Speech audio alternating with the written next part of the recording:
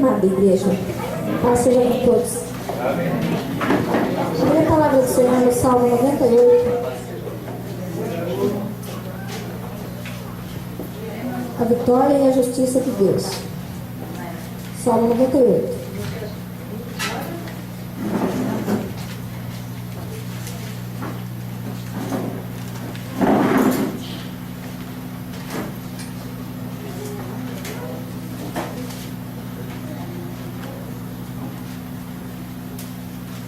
Amém? Salmo 98, versículo 1. Cantem uma nova canção a Deus, o Senhor, pois Ele tem feito coisas maravilhosas com a sua força e com o seu santo poder. Ele se tornou vitorioso. O Senhor anunciou a sua vitória. Ele fez com que as nações conhecessem o seu poder salvador. Com amor e fidelidade, Ele cumpriu a sua promessa ao povo de Israel. Até nos lugares mais distantes do mundo, todos viram a vitória do nosso Deus. Cantem ao Senhor com alegria, povos de toda a terra. Louvem o Senhor com canções e gritos de alegria. Cantem louvores a Deus, o Senhor, com acompanhamento de harpas, e toquem música nas liras, ao som de trombetas e cornetas. Cante com alegria diante do Senhor, o Rei. Ruja o mar e todas as criaturas que nele vivem. Cante a terra e os seus moradores. Riam, batam palmas, montem, cantem com alegria diante do Senhor. Amém? Até aqui. Vamos fechar nossos olhos agora e orar ao Senhor. Pai Santo e Eterno Deus, estamos mais uma vez na tua casa, Senhor, para trazer o melhor louvor a Ti, Senhor. Ó Pai amado, Pai querido, Senhor, sabemos que o Senhor é Deus e conhece os nossos corações, Senhor. Abençoa, Senhor, cada um que saiu do seu lar, Senhor, veio até este lugar, Senhor, para render graças a Ti, Senhor. Em nome de Jesus, meu Pai, abençoa cada um, Senhor, que venha ser perdoado o pecado nessa noite, Senhor. Que quem estiver doente venha sair aliviado, Senhor, porque sabemos que o Senhor é médico dos médicos, Senhor. O Senhor é Deus, Senhor, que conhece cada um, Senhor. Ó Pai amado, Pai querido, Senhor, que as pessoas venham sair daqui, Senhor, transformadas, renovadas pelo Teu poder, Senhor, porque sabemos que o Senhor é justo e bom, Senhor, para aqueles que te servem e te buscam, Senhor. Sabemos que o Senhor se contempla nas alturas, Senhor, e conhece cada um, Senhor, pelo Teu nome, Senhor. Ó Pai amado, Pai querido, sabemos, Senhor, que o Senhor é o Deus, Senhor, que colocou as estrelas lá no céu, Senhor, conhece cada uma pelo Seu nome, Senhor. Em nome de Jesus, Pai, sabemos que esse Deus, Senhor, é grande, é poderoso, é formoso, Senhor. É o Deus, Senhor, de maravilha, quem, Senhor, nos escolhemos, Senhor, para te servir, para te adorar, Senhor. Muito obrigado, Senhor, por te conhecer, Senhor. Muito obrigado, Senhor. Em nome de Jesus, te agradecemos hoje e sempre. Amém. Aleluia. Cantamos aleluia, amém? Entoar este louvor ao Senhor Jesus nessa noite, porque Ele tem muito mais para fazer na nossa vida.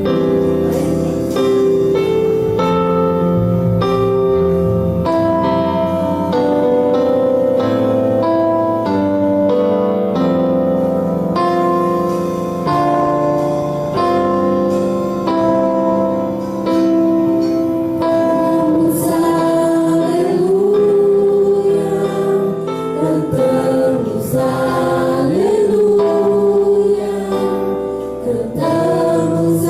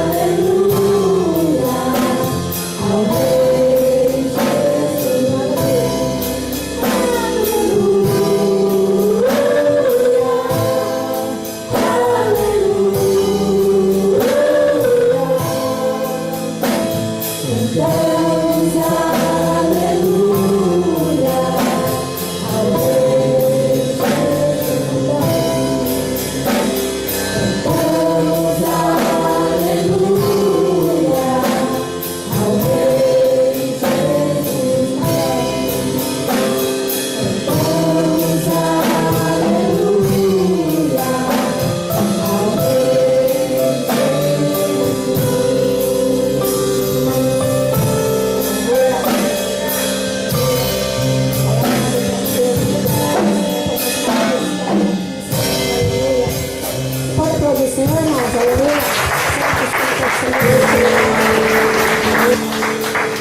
Os olhos do Senhor estão voltados para essa terra e Ele conhece quem adora Ele em espírito e em verdade. Amém? Sei que os seus olhos, sempre atentos, permanecem.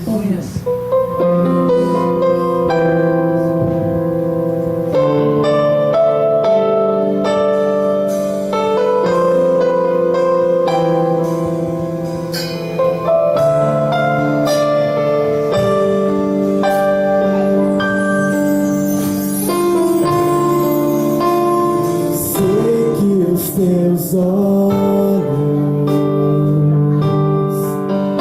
sempre atentos permanecem em mim,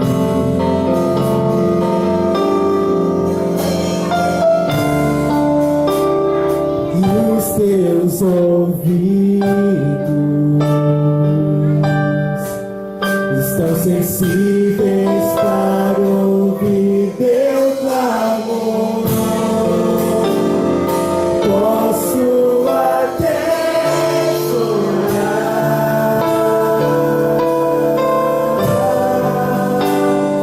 mas a alegria vem de manhã.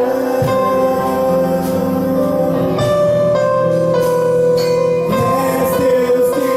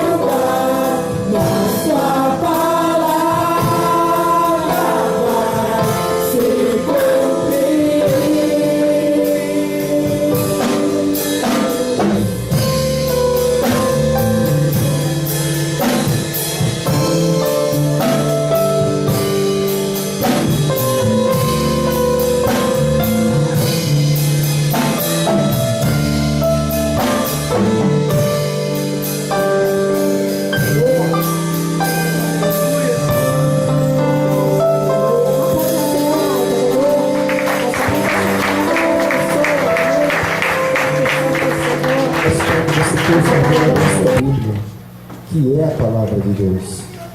Evangelho de João, quarto dos evangelhos, Mateus, Marcos, Lucas.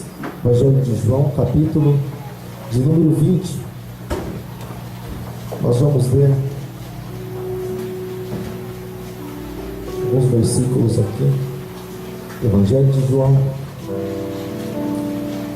capítulo de número 20, da palavra do Senhor nosso Deus. Deus é maravilhoso. Aleluia. O Senhor é maravilhoso e perfeito em todas as suas obras. Não há engano nem sombra de dúvida naquilo que Deus tem feito, daquilo que Ele vai fazer, daquilo que Ele já fez e está fazendo. Deus é perfeito, Deus é maravilhoso. Evangelho de João, capítulo de número 20. Do versículo, a princípio, nós vamos ler o versículo de número 10 e número 11 a princípio. Uma passagem muito conhecida, onde está escrito assim: os discípulos voltaram para casa. Maria, porém, ficou à entrada do sepulcro, chorando. Enquanto chorava, curvou-se para olhar dentro do sepulcro. Até aqui, vou ler mais uma vez. Os discípulos voltaram para casa. Maria, porém, ficou à entrada do sepulcro, chorando. Enquanto chorava, curvou-se para olhar dentro do sepulcro. Até aqui, em nome de Jesus. Fecha os teus olhos por um instante. Por um instante apenas, fecha os teus olhos. A palavra de Deus não falha. Está escrito que os céus vão passar, a terra também, mas a palavra de Deus jamais há de passar. Vai haver novos céus, nova terra, mas a palavra continua a mesma, porque Deus ele não muda. A palavra simplesmente se cumpre a cada dia que se passa, e nós, eu louvo a Deus por isso, porque nós também fazemos parte do cumprimento da palavra de Deus. Levante suas mãos ao alto, querido, se você assim o puder, em nome de Jesus. Senhor Deus amado, Pai querido, Deus Todo-Poderoso, Pai Santo, entre todas as coisas aqui, Senhor, preciosas dessa terra, entre tanto conforto, Deus, lugares confortáveis talvez onde nós pudéssemos estar, Deus, exatamente nessa hora, nesse momento, Pai. Dentre as coisas preciosas, a mais delas nós encontramos que é a Tua Palavra. O lugar, Deus, de maior conforto, Pai, que nós encontramos foi poder estar aos Teus pés. Oh, Pai Santo, nos alimentando daquilo que o Senhor tem para a nossa vida. Porque os homens, Deus, buscam aquilo que são seus, mas a Tua Palavra diz que aqueles que são do Senhor ouvem a Sua Palavra e guardam aquilo que está escrito. E nós estamos aqui, Senhor, não para ouvir, Deus, a palavra de um político, Pai, da palavra de alguém que mente, que faz promessas mentirosas, Pai. Mas nós estamos aqui para ouvir a palavra de um Deus que é todo-poderoso, de um Deus que é verdadeiro, de um Deus que nem um tio, nem uma vírgula passa da Sua palavra sem que se cumpra, porque a Tua palavra é fiel e fiel é também o Senhor que prometeu. Pai, no nome de Jesus Cristo, Pai, nós inclinamos nossas vidas diante do Senhor, nossos corações na Tua presença, Pai Santo. Em nome de Jesus, oh Pai Santo, nós buscamos diante de Ti, Pai. E o Senhor sabe que nós só nos inclinamos diante da Tua presença, Pai, porque Tu és o Todo-Poderoso, porque o Senhor está sentado nos mais altos céus e põe seus pés sobre a terra. E só se inclina diante da presença de alguém que é autoridade, de alguém que é maioral. E Tu és o dono de toda a autoridade, Pai Santo, a autoridade máxima que existe, Deus. E nós estamos aqui nessa noite, Deus, na nossa simplicidade, mas com o nosso coração voltado para Ti. Oh, Pai Santo, o coração quebrantado e contrito, que é o coração que o Senhor de maneira nenhuma despreza ou rejeita. Recebe, Deus, nessa noite as nossas vidas diante do Senhor, e a Tua igreja diante da Tua presença, Pai Santo. Que Teu Espírito Santo, Pai, possa estar ministrando aos nossos corações, Deus. Hoje, Deus, enquanto nós vivemos, Pai, nós precisamos do Senhor e estamos na Tua dependência mais uma vez, em nome de Jesus, para a Tua honra, meu Deus, e também para a Tua glória. Amém, Jesus. Amém. Graças a Deus. Você sente, por favor, por um instante. Pode se sentar aqui. E maravilhoso, amado. Maravilhoso saber que nós temos entre tantos livros, nós temos o principal deles. Nós temos a Bíblia Sagrada, a palavra de Deus infalível, a palavra que nunca falha. E entre tantos, é interessante que às vezes a gente até tem algum material para nos ajudar a entender um pouco mais aquilo que está escrito, mas eu quero dizer para você que tudo que é escrito, querido, ele vem de uma fonte. Assim como também as águas, elas vêm, elas brotam de uma fonte. Por mais que existam oceanos e tantas coisas assim, tudo provém de uma fonte. E a fonte para as nossas vidas, querido, é a palavra de Deus, a palavra que nos sustenta. Você pode ver, querido, tantas coisas sendo sustentadas, sendo suspensas no ar, mas Deus faz isso com o teu poder. E o interessante é quando nós paramos para olhar, já vamos entrar na palavra, quando nós paramos para olhar os mistérios de Deus.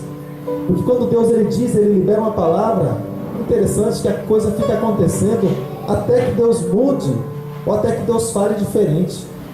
Quando Deus colocou um luminar grande chamado Sol para clarear o dia, ele clareia até hoje. Mistério de Deus.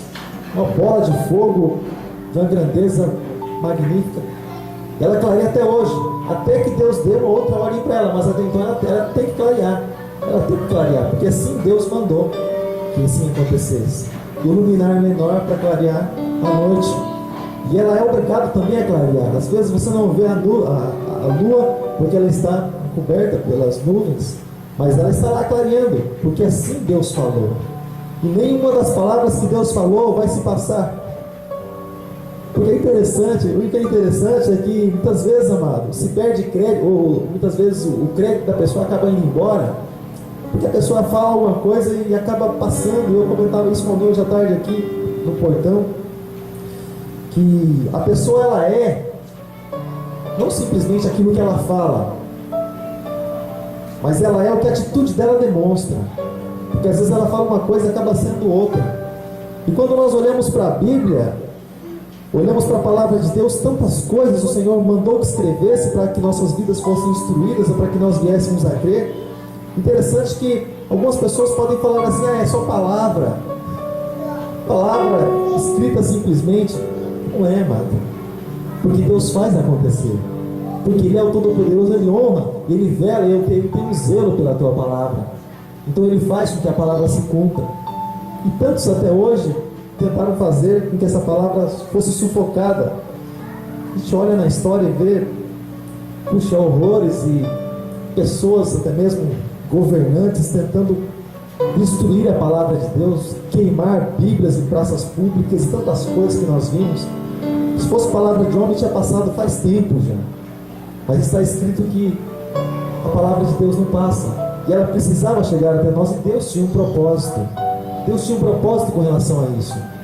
Ainda que há necessidade de levantar um monge lá no Vaticano, lá na Igreja Católica, para uma reforma, para que a palavra fosse escrita e fosse conhecida diante de mais pessoas, como aconteceu com Martinho Lutero.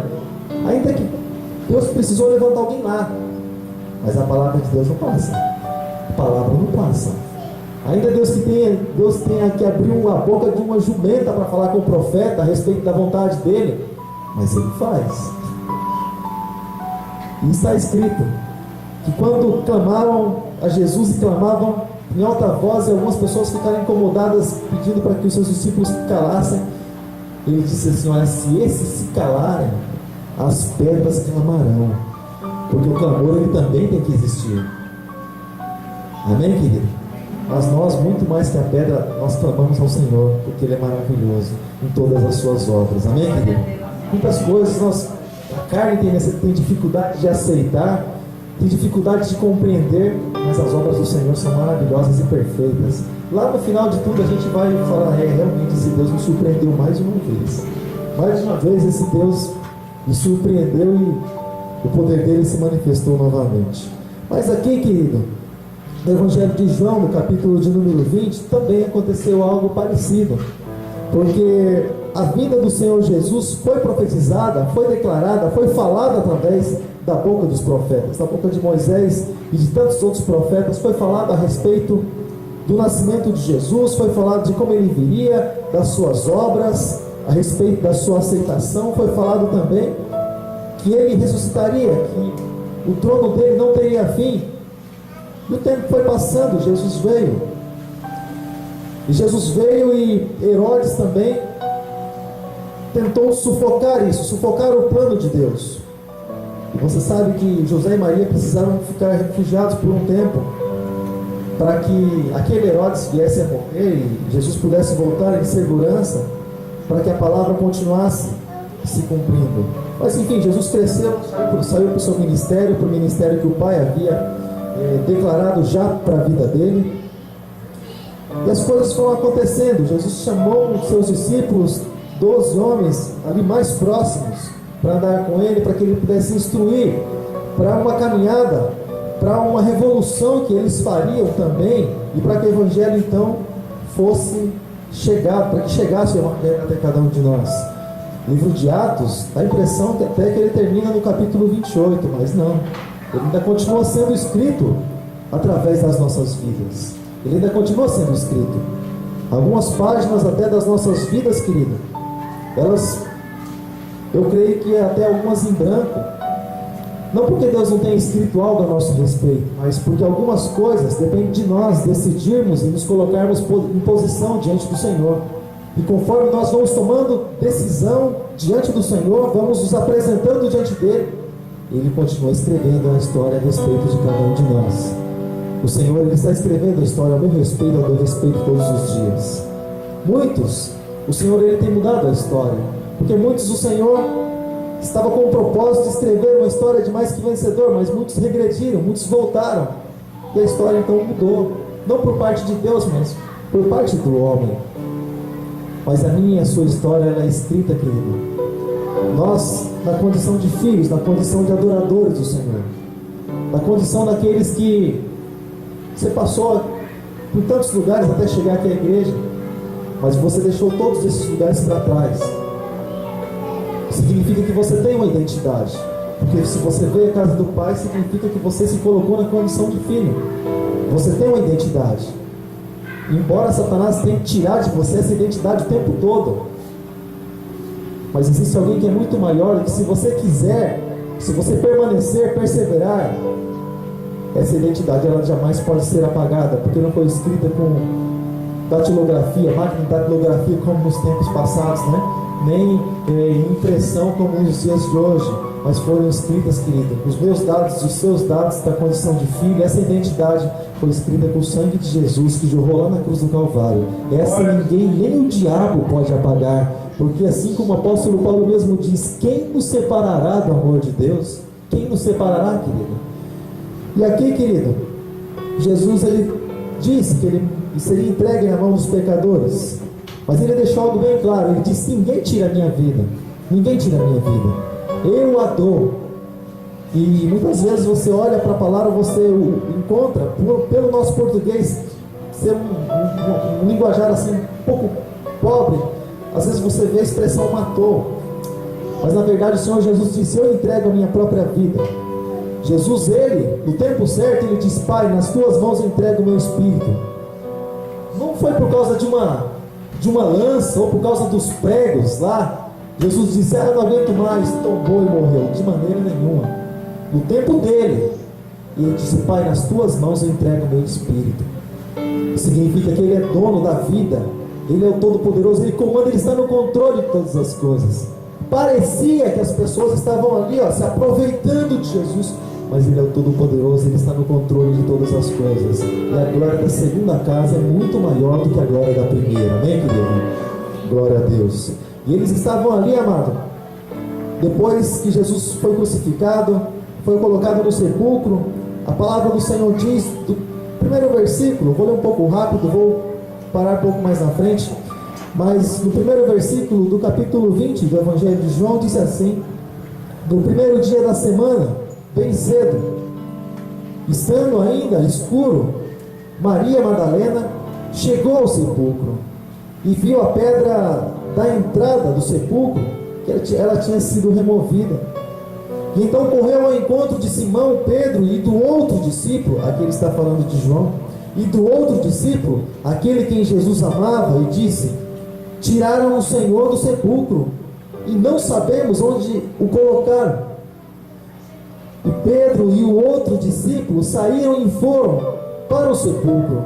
E os dois corriam, mas o outro discípulo, aqui ele está falando de João, o outro discípulo, e João, ele foi mais rápido do que Pedro, e chegou primeiro ao sepulcro. Continua dizendo o verso 5: e ele curvou-se e olhou para dentro, e viu ali as faixas de linho ali, mas não entrou no sepulcro.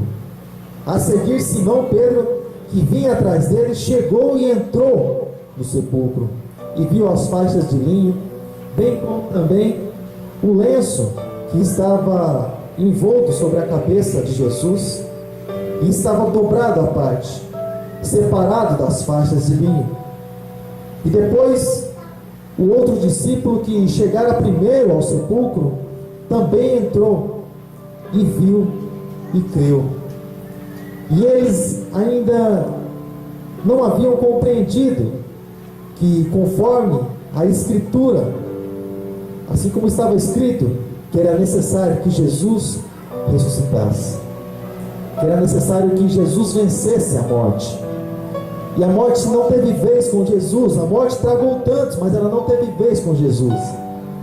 Satanás, ele teve que engolir a seco a respeito da vitória de Jesus na cruz, quando muitas vezes, e eu até ouvi um tempo atrás a respeito disso, mas como nós temos liberdade de pensamento e também de expressão, e de fazer, crer conforme a palavra de Deus diz, e fazer com que a palavra tenha sentido e faça sentido, mas tempo atrás existiu até uma canção com relação a isso, que Satanás, ele fez festa no céu quando Jesus morreu, como quem diz assim: vencemos.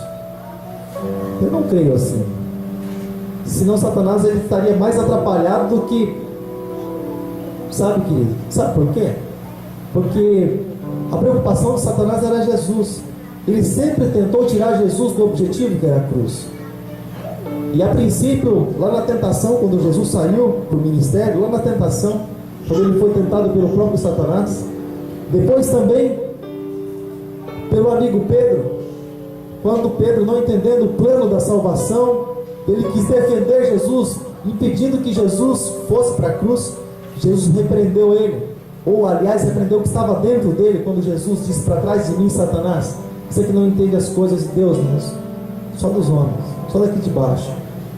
E tantas vezes, até no último momento da vitória de Jesus, existiam pessoas tentando tirar Jesus do seu pódio, do lugar da vitória, que era a cruz. Quando um dos que estava sendo crucificado com ele disse assim: olha, se você é o Filho de Deus, salva-te salva a você mesmo e a nós também, desce da cruz e nos salva.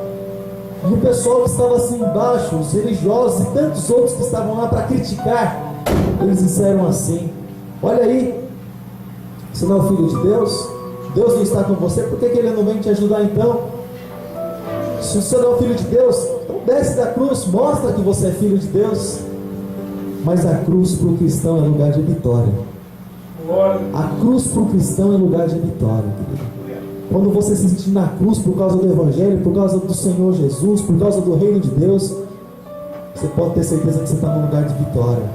Quando você se sentir impedido pelo Espírito Santo de Deus de fazer, querido, tantas coisas que a tua carne gostaria de fazer, você pode pensar assim: puxa, assim como o apóstolo Paulo, eu estou preso à cruz de Cristo.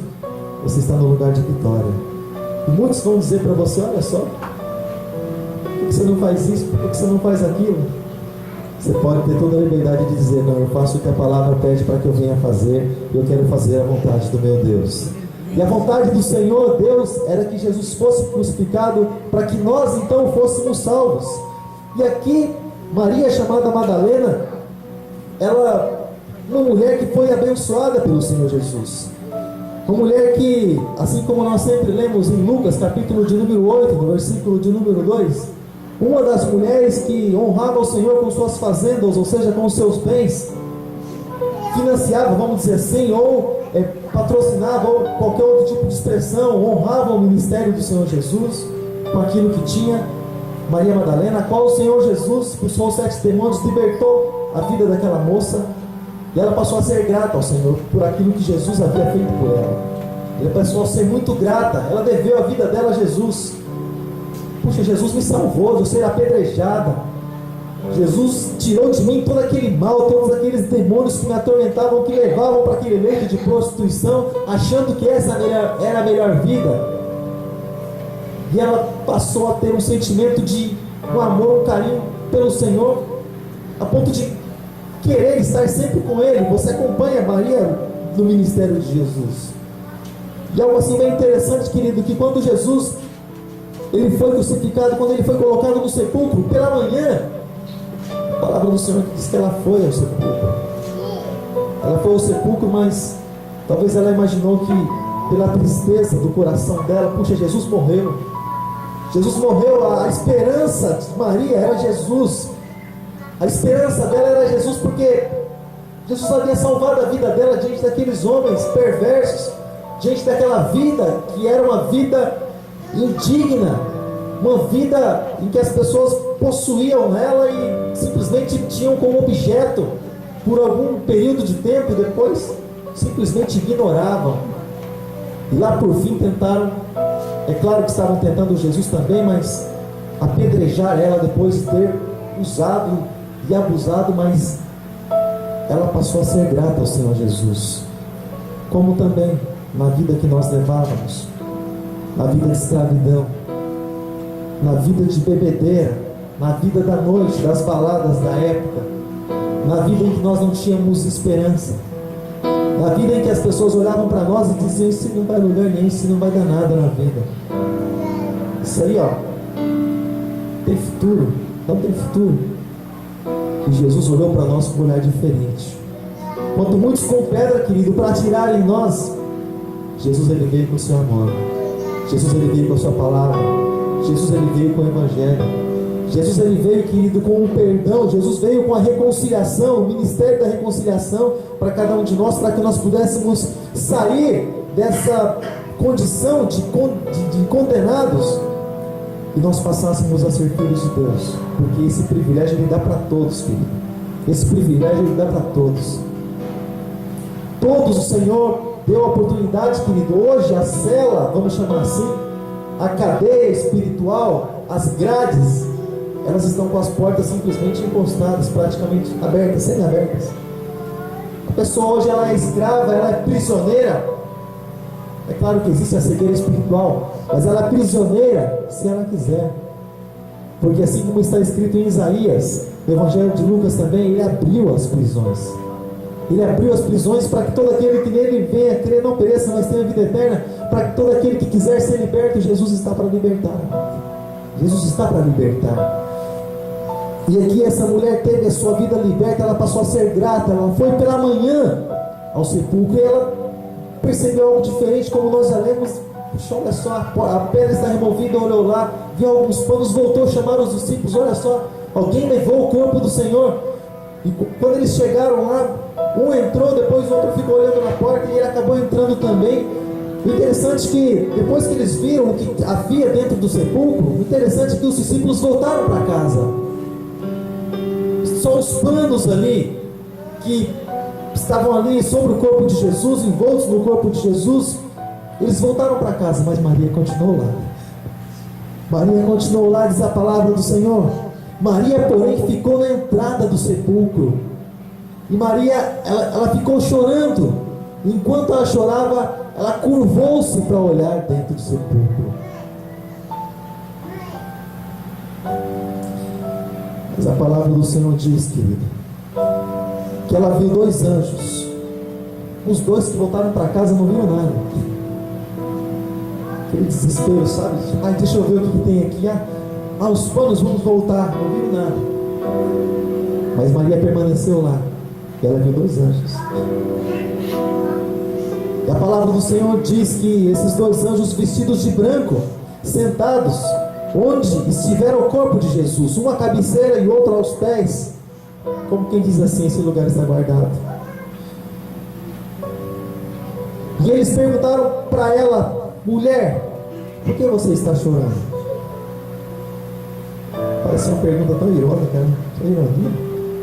Então aqui, ó, nossa esperança morreu aí há 3 dias.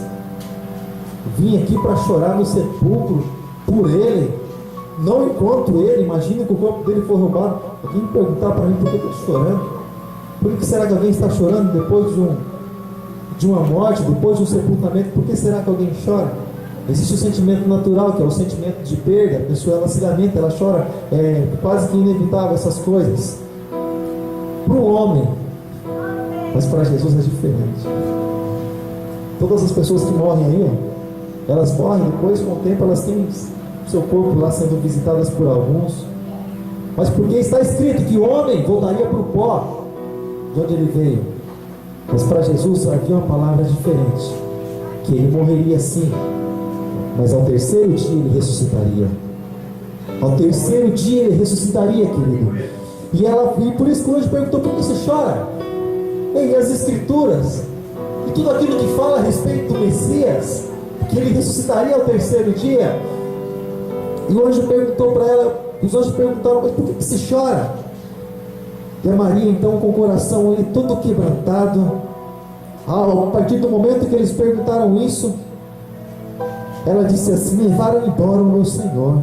Respondeu ela: levaram embora o meu Senhor, levaram embora o meu Salvador, aquele que livrou-me da condenação de ser morta, de ser apedrejada, aquele que me libertou daqueles espíritos malignos que me atormentavam. Levaram embora o corpo daquele que era a minha esperança, e eu não sei onde puseram. E nisso ela se voltou e viu Jesus ali, em pé, mas ela não reconheceu. Ela não reconheceu Jesus. É claro que Jesus ali estava, e ela havia confundido Jesus com o jardineiro, mas ela não imaginava que Jesus estava por ali.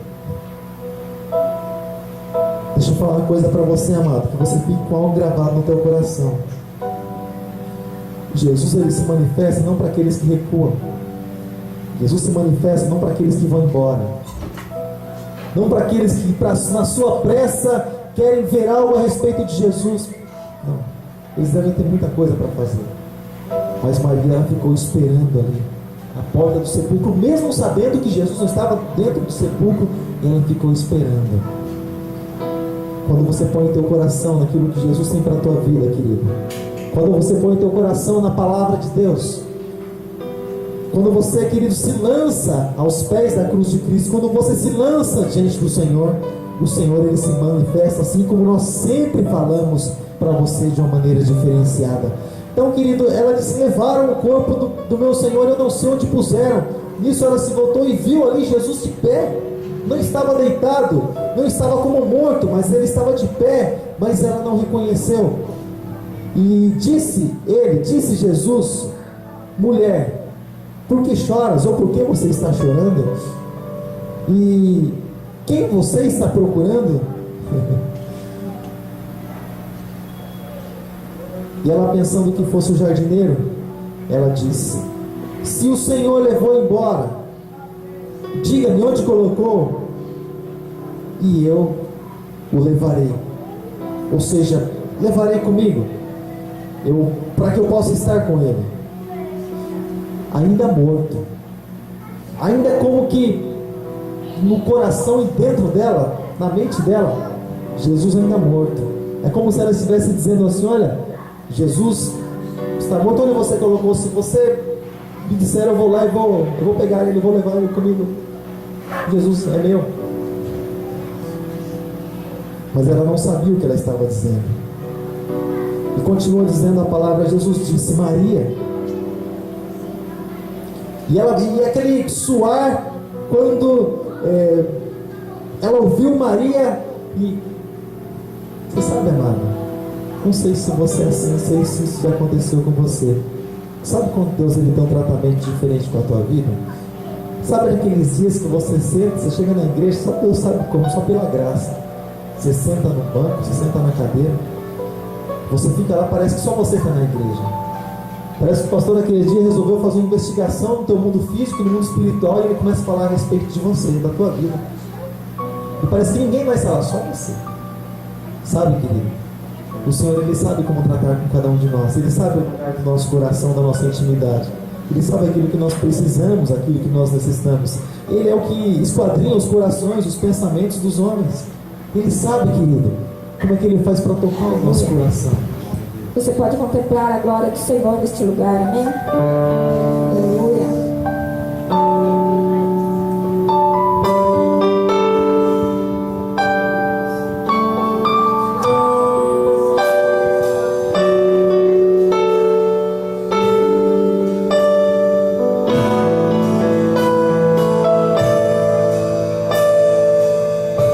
Vejo, Senhor, vejo, Senhor,